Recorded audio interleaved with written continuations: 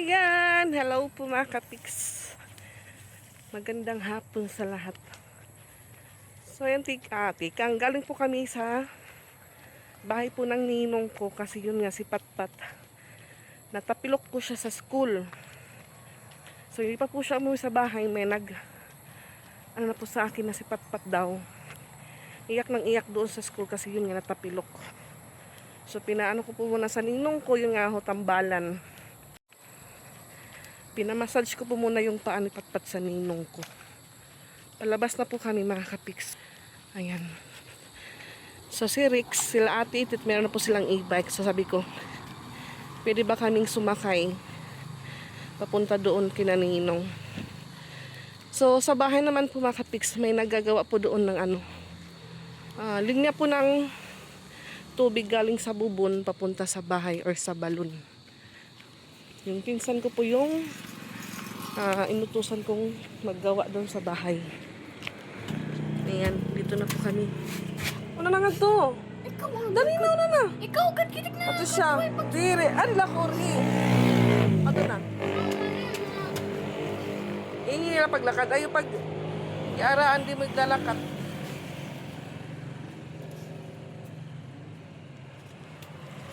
Natapilok po siya dahil may humahabol sa kanya or siya po yung humahabol. Ayan po yung kinalabasan ng takbo-takbo sa school. Ayan. Ito naman po mga kapiks yung magiging water supply po namin galing sa balon papunta po doon sa CR. So ano po sila dito, nag-install.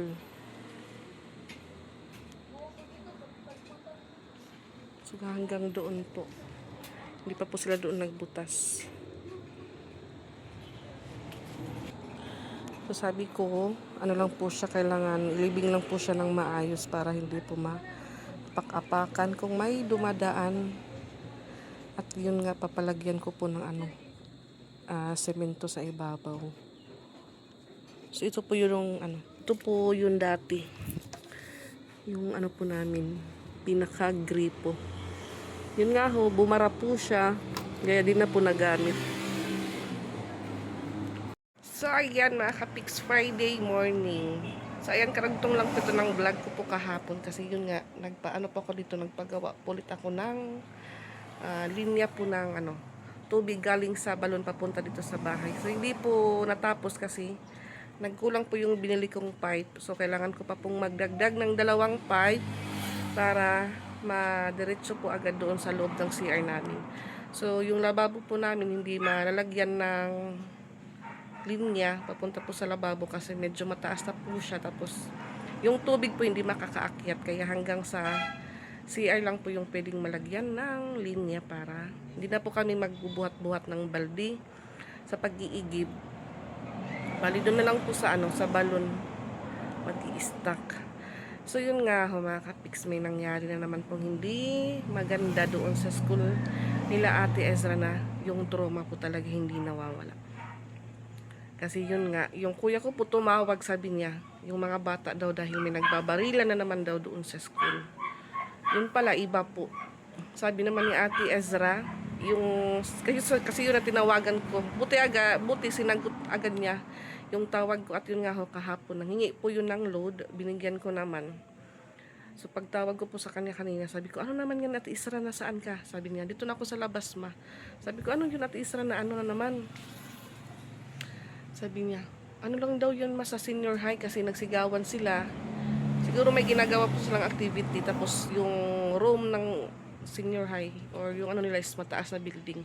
Siguro nasa taas po yung may activity na section, tapos malakas po yung sigawan nila. So yung mga bata po nasa baba, nagulat siguro, kaya ayun po, nagsitakbuhan papunta sa labas ng gate na may nagsabi-sabi din po na may may cellphone na pumutok. Parang nag-iiba po yung statement ng mga bata nang dahil sa gulat, marami po yung natumba, nahimatay doon. Buti na lang din po talaga makapiks na nasasagot po natin Isra yung mga tawag sa kanya. Tawag ng uncle niya, tawag ng auntie niya.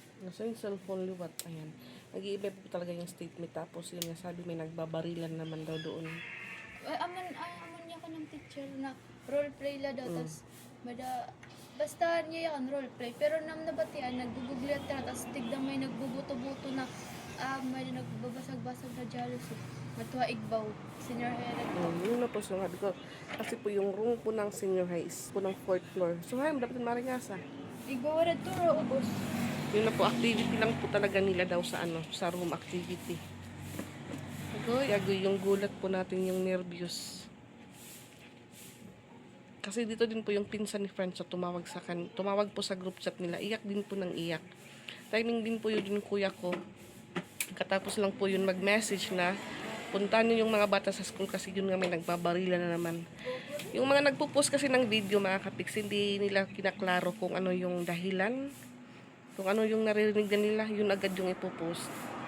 Kaya marami po yung nagkakamali sa maling akala. Kaya ayan. Kaya ako po mga kapiks, hindi pa ako agad-agad nagpo-post ng kung ano. Kinaklaro ko po muna kung ano po yung dahilan, kung ano yung nangyari ganun. Ayaw pa sana sila palabasin ng kanilang guro. Sabi ko, lumabas ka na kasi yung uncle mo nasa labas na. Nandun na sila PG, tsaka sila Justin. Kung hindi ka papalabasin ng guro mo, ipapasama na lang kita sa bahay nila. Tawang-tawa yung mga kapatid ko. Kasi kung pumunta na naman doon, hindi naman agad nakakapasok. Pagkatindis. Oh. Nag-ibis ulit siya mga kapiks.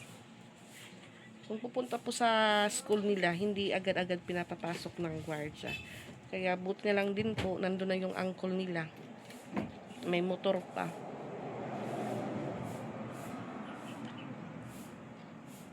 So, bali po dito, pag makabili pa ako ng 2 pipe, kasi yung pinsan ko po may trabaho, mamayang hapon ulit nila aayusin. Baka in the next day pa po yun magamit namin para okay na po yung tubig. So, ayan, alas 2:57 na po mga kapiks. Ay, may baby. May doon na? Doon na yan. Pauwi po kami ni Ate Lani. Galing po kami bumili ng pipe kasi yun nga kulang po yung gagamitin doon sa bahay. Hi to Ate Lani. Wow, Rico, nakabinanday. Hi!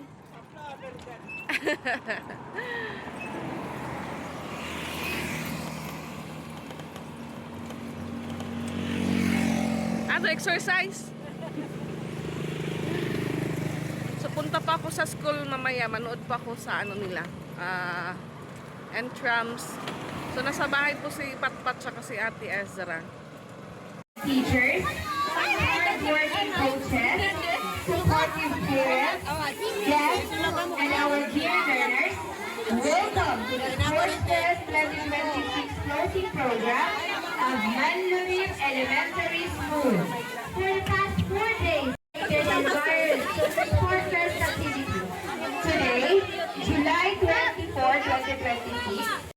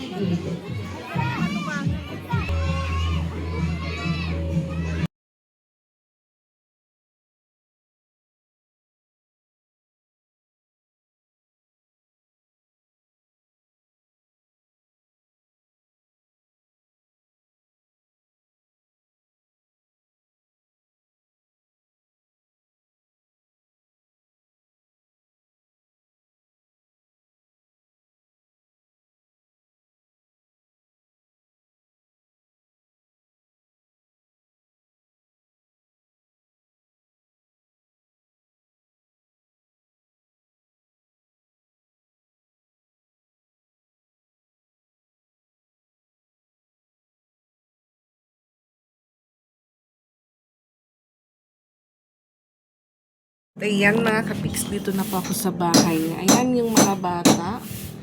Nagluto po sila ng buldak na bigay po ng antinika nila. So, dito na din po yung pinsan ko tsaka pinsan po ni Pix.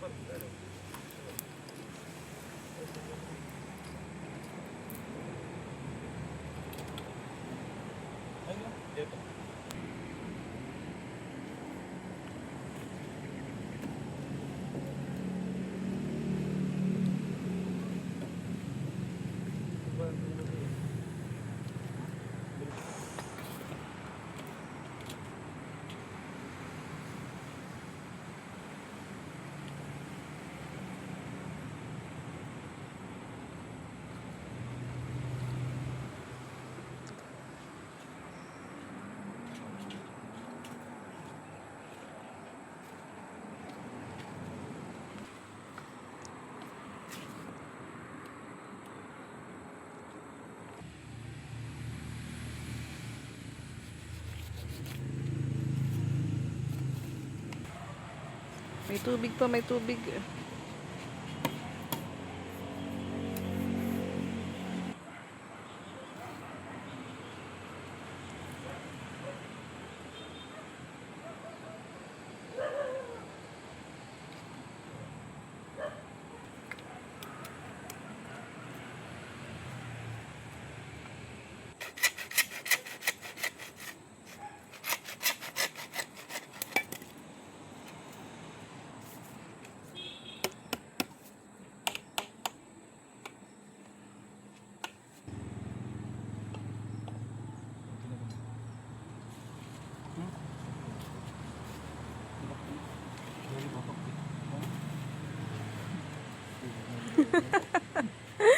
Ba ako nagnguri nga man laka.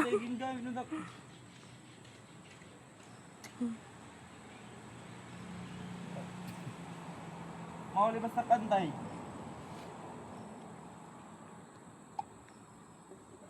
Hindi na kami dal.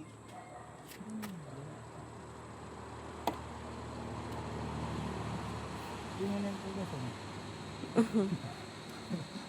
Award. Award tugasan.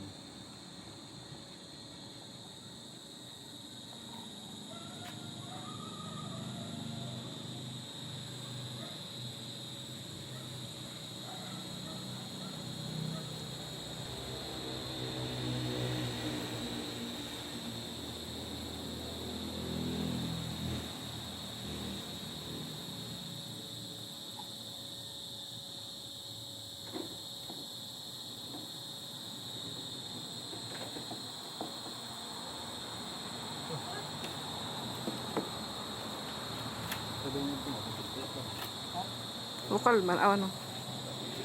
Ilang yung sunod. Tapos sa patlabo. Ayan, kauuwi ko lang po mga kapiks. Galing po ako sa hardware. Bumili pa ako ng tiplon kasi wala po silang dalang tiplon. Walang tiplon na gagamitin po doon sa loob para malagyan po ng gripo. Tapos yung cable tie ba yun? Wala din po silang dala. Ayan. Medyo madilim na po mga kapiks. Nasa balon naman po sila. Ngayon, pinalagyan ko po doon ng pipe na pwede pong mapak-apakan. Sabi ko, takpan nyo ng semento para hindi po siya mabasag or ma-crack. So, ayan mga kapiks. Dito na po sila sa balon at nag-upisa na palang maglagay ng semento si Tuton. Doon kung saan banda po na pwedeng maapak-apakan yung pipe na nilagay nila.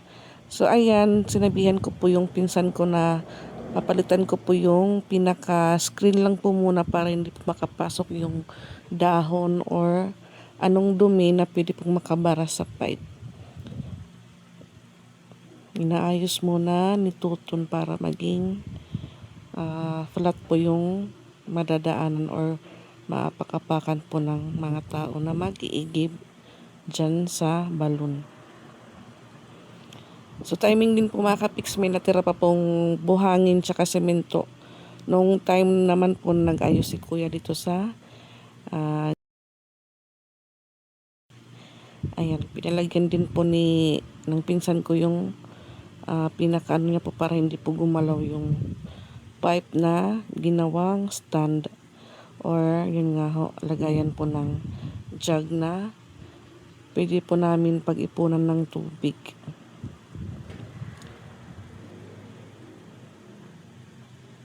Tapos yun nga, sinabihan ko po na yung pipe po doon sa taas gamitan po ng cable tie para hindi po siya or di po gumalaw-galaw yung pipe. Ayan mga kapiks, binigay ko naman po sa pinsan ko yung binili kong cable tie at ayan, tinalian niya po para hindi na po gumalaw-galaw yung mismo na kinonek niya po sa pipe galing sa jug papunta po sa pipe mga kapiks. 3 tali po yan para hindi po gumalaw-galaw tuwing malalagyan po siya ng tubig. So ayan mga kapiks, nilagyan naman po ng bolkasin yung gilid-gilid po ng pipe. So ayan mga kapiks, inutusan ko po yung pinsan ko na palitan na po yung ginawa naming takip kahapon na para hindi po makapasok or mahulugan po siya ng mga sanga na makakapagbigay barado po sa ginawa naming linya or supply po ng tubig. Ayan mga kapiks, nagkumot na po yung jug namin. So, bali yung ginamit pong tali dyan is yung sa sentas po ng sapatos. So, 2 po yung nakuha ko. So, sabi ko po sa kanya, i-double mo lang yung pagtali para hindi po matanggal yung musket. So, bali, musket po yan namin. Hindi naman po kami nagpo-musket dahil yung nga, hindi na po kami kasya sa magiging masikip lang po yung higaan naming 3. Ayan, inayos-ayos niya po yung yung musket para maging comfortable po siya o hindi po siya matatanggal tuwing maiibigan po or malalagyan ng tubig. So ayan mga kapiks, medyo inaantok na po tayo. Lang po tayo kasi yun nga, may music po kina Tito. So hindi po tayo pwedeng mag-vlog na may music kasi makaka-copyright po at sayang naman po yung video. Ayan. Pangalawang tali naman po.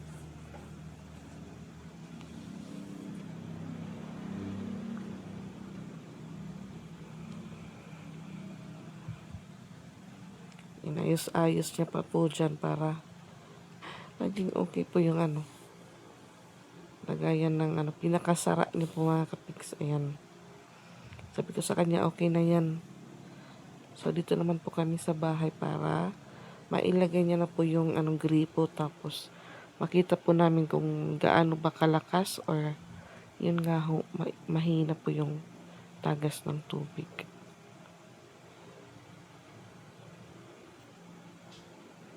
Yan, itatry po namin yung binili ko pong gripo. So yung isa, nandun na po sa balon, nag-iikip na po ng tubig para may gabing pang-awas. So, dito naman din po sa likod mga kapiks, nalagyan din po nila ng semento.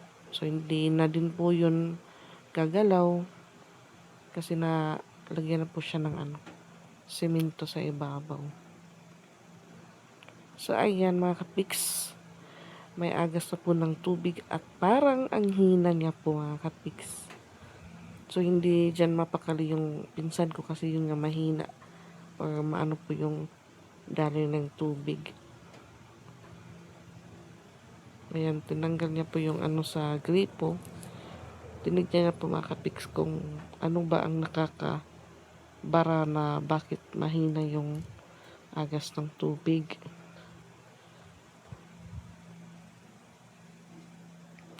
Parang ano lang din po, lawasa.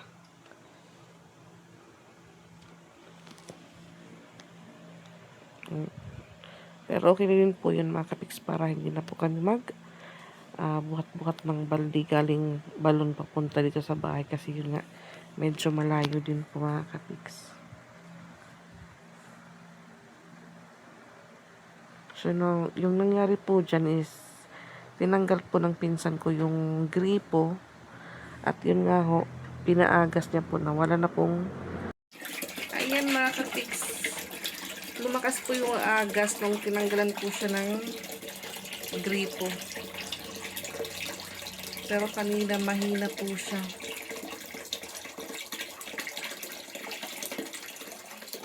May tubig na po kami from balon lang.